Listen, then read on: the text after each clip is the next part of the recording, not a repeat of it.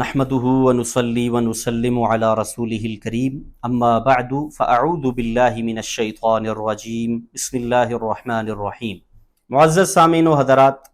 رسول اللہ صلی اللہ علیہ وسلم نے ارشاد فرمایا، صحیح مسلم وغیرہ کی یہ روایت ہے، فرمایا ان اللہ یرفع بہذا الکتاب اقواما ویضع به آخرین، کہ اللہ رب العالمین اس قرآن مجید کے ذریعے بہت سارے لوگوں کو عزتیں عطا کرتا ہے، رفعتیں اور بلندیاں عطا کرتا ہے، اور بہت سارے لوگوں کو اللہ تعالیٰ ذلیل کر دیتا ہے۔ یعنی جو شخص اس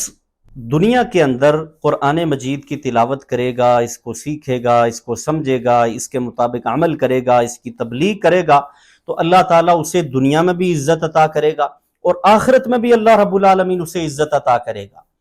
اور جو شخص اس قرآن مجید کو پڑھے گا نہیں، سمجھے گا نہیں، عمل نہیں کرے گا، اس کو پس پشت ڈال دے گا، تو اللہ تعالیٰ اسے دنیا میں بھی ذلیل کر دے گا اور آخرت میں بھی وہ ذلیل ہوگا۔